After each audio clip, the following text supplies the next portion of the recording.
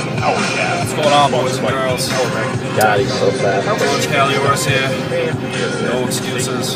Functional strength and conditioning. Here to share with you my workout today. I'm on my way home. Today was a repetitive effort squat day. And yes, I was listening to Mark Bell's Powercast because that's how I do things. I just try and surround myself with as much information as I can, try and get stronger, and it's funny. I like hearing them talk. They're pretty funny guys. So, repetitive effort squats. 80% of you 1 rep max. I didn't record it. I kind of forgot. I got caught up in the moment and just went with it. There's nothing really that great to see. It was just back squatting. 80% of you 1 rep max. I did it for 30 total reps. My programming only called for a minimum of 8 reps. It said 8. It says 8 or more. That is the cute method for the Strongman by Josh Thigpen. I'm sorry if I pronounced that wrong. So I used knee wraps and a belt today because that's how I started that program. That's how I got that 1 rep max number, and that's how I'm going to continue that program. If you start something, you're going to need to be able to do it. So next time maybe I won't use a belt and wraps, and I'll figure that 1 rep max out, and then work my percentages that way. Everything we do is based off the 1 rep max, percentage-wise. So even on dynamic days, you got to kind of have a clue of where your 1 rep is. You may or may not need to wrap up for that. You probably won't because it's going to be a weight you can usually handle, and you're going to be just moving it very quickly with as much force as you can. So anyway, going on, back to repetitive effort squats. I used knee wraps and a belt. Did 30 reps total. I did 12 reps in my first set, 12 reps in my second set, or 10 reps in my second set, and then I just finished it up with 8 reps. I didn't want to go crazy today. I don't know why. I just wanted to do the work. Sometimes that's all you got to do. I did front squats after that with an Olympic style hold. I'm trying to work on getting my elbows in. I have a really hard time opening up my shoulder blades and getting my elbows in and up. My old boss was there to watch me while I did them, and every time after about 5 or 6 reps I would just start getting fatigued just from holding the bar that way. My legs weren't too tired, but my arms from being inside, cranked inward with the bar on them, were just starting to hurt, and he would yell at me and tell me to get my elbows in and up, and I did, and it was just really hard, but every time I did, I'd have a better squat, and I used my Olympic shoes for that, so I got my ass down real low. I actually touch my calves with my thighs when I'm in my Olympic squatting shoes, or Olympic lifting shoes. And I wrapped my thighs with my knee wraps just one time over to kind of increase the compression and restrict blood flow while I'm doing the work, and then once you take them off, the blood rushes to that area and kind of gives you a better swole feeling, a better pump. So I really went light with those front squats, but I had the compression on, and I really focused on getting my elbows in, which is something you need to do.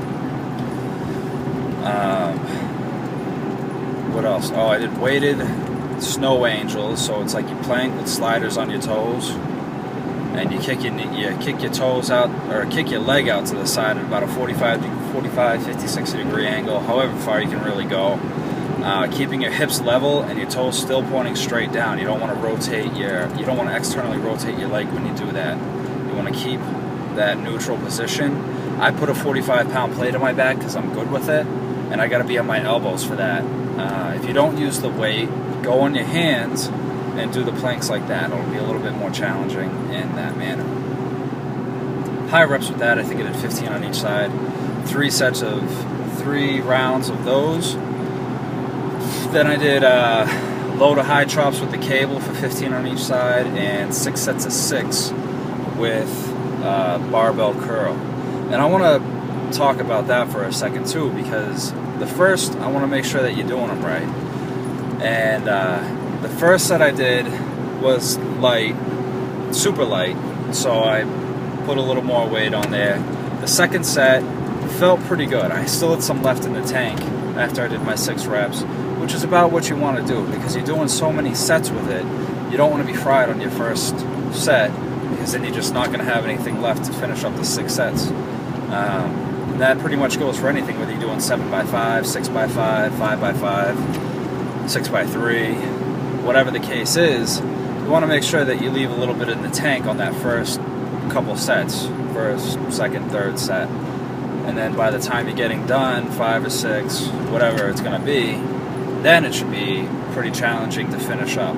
So I would be able to, on my last like 2 sets, I would get through the first 4 reps, and then the 5th and 6th reps were a real challenge. Were like real challenge. After that, I did seated calf raises for 20 reps. Kind of turned my toes out today and got a little bit different stimulus in that. I like doing calf raises, whatever. It gives me something else to do. Kind of works it all together. I did stability ball rollouts for fucking, I don't know, 40, 50 reps until I felt like I was good. Again, I didn't go to failure on those, just enough to stimulate. And then I did, actually I did neck extensions with a harness, because lately, or not lately, but a while back I noticed that my neck would start to hurt because it was trying so hard to fight against my front neck, which is getting super tight from incline pressing, and basically just sleeping with my neck supported by a pillow and always looking down at either my cell phone or laptop or whatever the case may be, or even if you're laying down on the couch, you're looking up at your TV, but you gotta have your neck down like that. So I thought it was just sore because it was tight, you know, overworked or whatever, and it was overworked, but it just wasn't worked in the proper, it wasn't balanced between the front and the back. So I did some neck extensions. Hopefully that'll even it out. I'll let you guys know how that works. I don't recommend doing those if you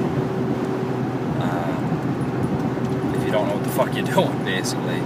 And even if you do know what the fuck you're doing, just be careful with them, because again, you're working spinal muscles that are very sensitive and very small. I like to do those with a higher rep. I did 20 reps of them, 15 to 20 reps. My first one I did probably 12, second one 15, third set was about 20.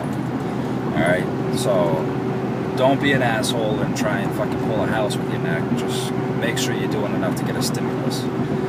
And then I finished up with Tabata jump ropes, 8 rounds.